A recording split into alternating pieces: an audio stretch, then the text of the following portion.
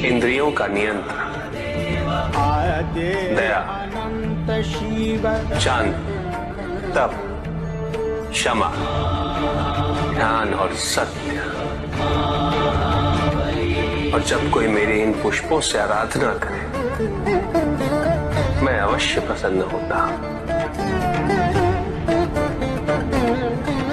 भक्ति में भव्यता आवश्यक नहीं है पुष्पदल, अभी तो सारल्यता आवश्यक है। भक्त के लिए ये समझना अत्यंत कठिन हो जाता है, प्राय भक्ति कब मोह में परिवर्तित हो जाती है। और ऐसे में पथ भ्रमित होना अनिवार्य है।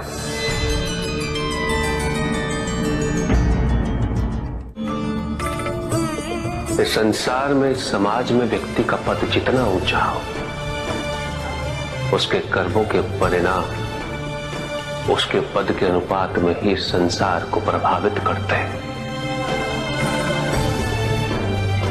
इसलिए समाज पर उच्च पदों पर विराजमान व्यक्तियों को सदैव अपने दायित्व का स्मरण रखना चाहिए।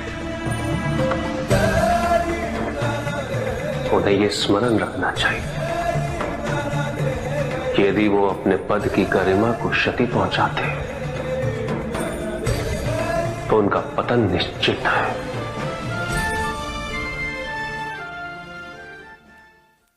एक संबंध की सफलता वो है जब शब्दों की आवश्यकता ही समाप्त हो जाए, केवल आभास रहे, विश्वास रहे, जागरूकता रहे, संतोष रहे। बिना कहे ही दोनों एक दूसरे की बात समझ लें। अवश्य स्वामी। और दाम्पत्य जीवन के सफल होने का ये एक बहुत महत्वपूर्ण प्रमाण भी है। रुक जाओ, महत्वपूर्ण ये वृक्ष है, इन्हें काटना बंद करो। ये वृक्षों में छांव देते हैं, फल देते हैं। वृक्षों के बिना इस पृथ्वी की कल्पना संभव नहीं। इनका संरक्षण किया जाना चाहिए, हनन नहीं। हम सभी को इनका संरक्षक बनना होगा। हम अपनी आवश्यकता हेतु इनका उपयोग करते हैं, ये क्या अनुचित है? यह आवश्यकता किसने उत्पन्न की? किसने बनाई ये नियम? तुम ये सोचते हो कि तुम शक्तिशाली हो और यह वृक्ष असहाय है। यदि तुम प्रकृति के साथ अन्याय करोगे तो प्रकृति अपना प्रचंड रूप धारण कर तुम्हें दंडित करेंगे, और उस दिन इस संसार में तुम्हें अपनी नग्नता का बोध होगा। प्रत्येक वृक्ष को वर्षों लग जाते हैं उगने में, विकसित होने में, अपनी पूर्णता प्राप्त करने में। उसके पश्चात वो हमारा पोषण करते हैं, निस्वार्थ भाव से हमारी सेवा करते हैं। हम स्वयं इनका शोषण कैसे कर सकते हैं? तुम अपने आप को मनुष्य कहते हो। मनुष्य तो विचारवान होते हैं, संवेदनशील होते हैं।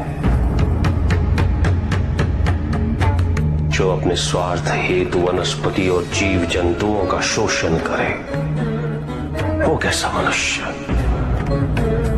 जो तुम कर रहे हो वो प्रकृति पर अत्याचार है, और अत्याचारी सदैव अत्याचारी ही होता है।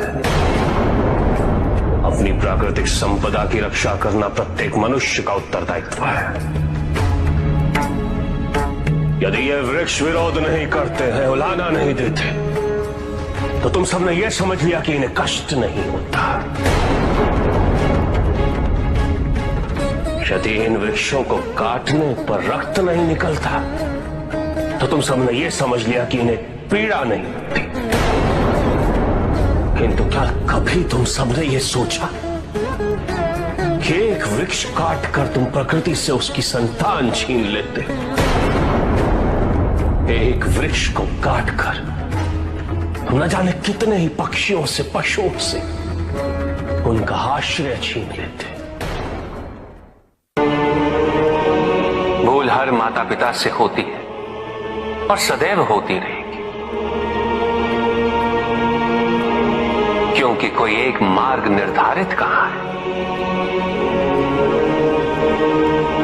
प्रत्येक संतान भिन्न होती है,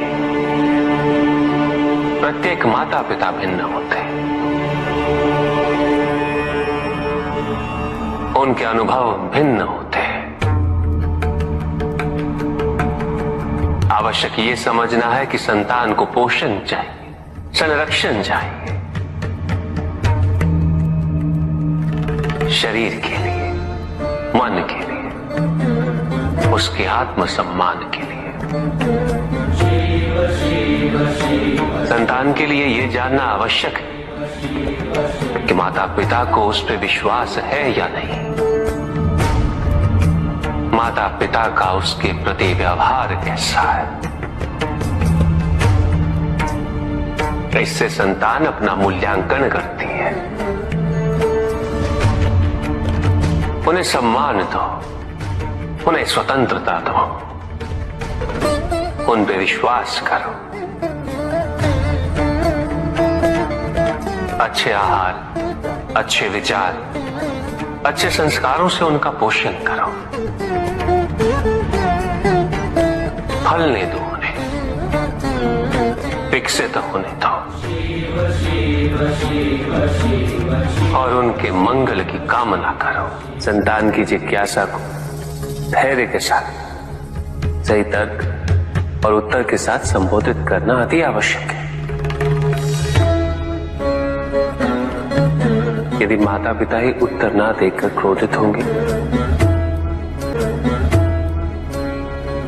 तो संतान की जिज्ञासा संभवतः उन्हें ऐसी दिशा में ले जा सकती है जो उचित ना हो। जन्म देना ही माता पिता का एकमात्र कर्तव्य नहीं होता, उन्हें अपनी संतान के व्यक्तित्व का सुधार भी करना होता है। सदैव माता पिता पर आश्रित रहने से संतान की उन्नति संभव नहीं होती। उसे अपना मार्ग, अपना उद्देश्य स्वयं ढूंढना होता है और माता पिता द्वारा अपनी संतान को अपना लक्ष्य प्राप्त करने से रोकना ये अनुचित है।